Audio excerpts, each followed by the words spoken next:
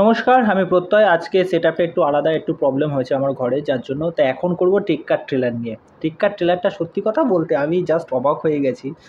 দেব নিজে সাংসদ পদের থেকে কিভাবে রাজ্য সরকারের একটার পর একটা পোল খুলছে, এটা দেখে বেশ মজা লাগছে।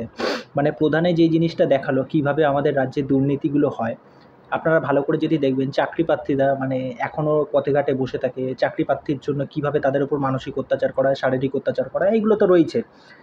তা এই বিষয়টাকে কেন্দ্র করে হস্টেজ সিচুয়েশনের গল্প অবশ্যই, কিন্তু দেখবেন সৃজিত মুখার্জি তার প্রত্যেকটা সিনেমাতে যেই বিষয়টা তুলে আনার চেষ্টা করেন, তা গল্পের মধ্যে বা এই ট্রেলারের মধ্যে কিন্তু তিনি পুরো গল্পটাকে রিভিল করেননি এবং লাস্টে একটা জায়গায় কিন্তু হিন্টস ছেড়ে দিয়ে গেছেন। যাই হোক, সেটা যখন ডিটেলস ব্রেকডাউন করব তখন আলোচনা করব। আর এই হস্টেজ সিচুয়েশনের ওপর আমরা যেই টিজারটা এসেছিলো যখন দেখেছিলাম, সেটা এক রকমের গল্প বলছিল, কিন্তু এই ট্রেলারটা আসার পর গল্পটা কিন্তু অনেকটা 360 ডিগ্রি মতো ঘুরে গেল।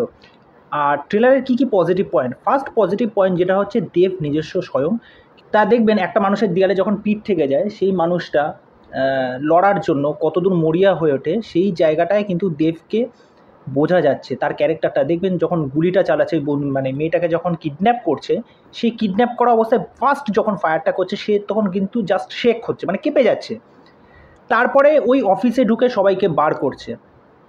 এই একটা মানে দেবের ওখানে যে পারফরমেন্সটা একদম ন্যাচারাল, মানে এটা দেবের মানে আলাদাই ভার্সন দেখা যায়, মানে দেবদা 2.0।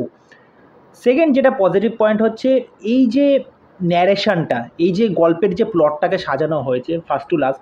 গল্পের মধ্যে যেটা আপনাদেরকে বললাম, কোনো রকম গল্প কিন্তু সৃজিত মুখার্জি রিভিল করেনি। আর সৃজিত মুখার্জির যে কোনো সিনেমায়, যেটা পুজো স্পেশাল যেগুলো সিনেমা হয়, মানে সেইগুলোতে স্ল্যাং ল্যাঙ্গুয়েজ থাকবে না, এটা হতেই পারে না। এবং দেবদা যখন ওই স্ল্যাং ল্যাঙ্গুয়েজগুলো যখন ইউজ করছে না, এবং যখন অডিয়েন্স ওই সিটে বসে ওই মোমেন্টগুলো যখন এনজয় করবে না, সেইগুলো জাস্ট মানে সিটি হাততালিতে ভরে যাবে।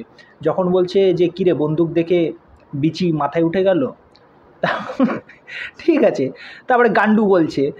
তারপরে ফার্স্ট যখন দেখবেন যে পুলিশটা যখন ঢুকছে, দুজন রিপোর্টার যখন ছিল, বলছে এই এখন হস্টেজ সিচুয়েশন চলছে, তা তোমরা এখানে ঘণ্টাখানেক সুমন মারাচ্ছ। মানে এই যে সৃজিত মুখার্জির এই যে মাঝে মাঝে মুরগিগুলো যে ছাড়ে এক একটা, সেইগুলো কিন্তু দেখুন শুনতে বেশ ভাল লাগে, অডিয়েন্স সেইগুলো খুব ক্যাচ করবে। আর দেবদার মুখে তো আলাদাই লাগছে। থার্ড নম্বর পজিটিভ পয়েন্ট হচ্ছে এই যে সিনেমাটোগ্রাফি এবং এই যে একটা প্রিমিয়াম লুকস ট্রেলার জুড়ে, সেটা কিন্তু দেখতে প্রচণ্ড ভাল লাগছে।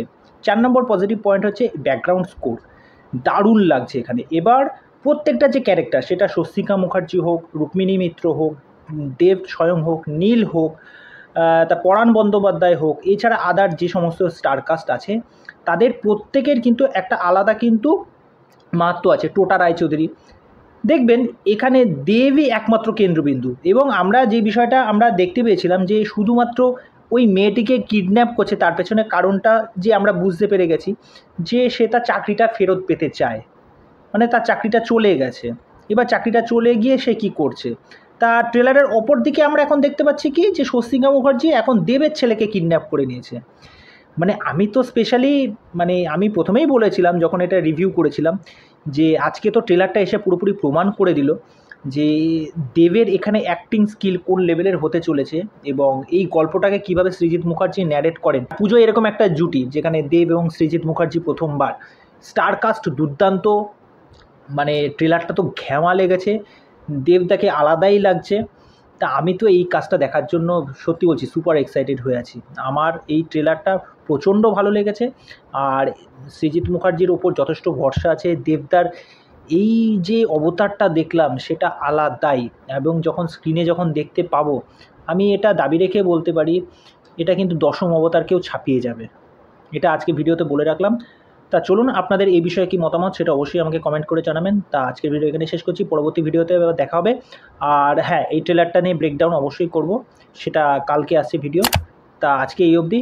আর চ্যানেলে এসে চ্যানেলটাকে সাবস্ক্রাইব করে দিয়ে এভাবে সাথে থাকবেন, পাশে থাকবেন। বাই।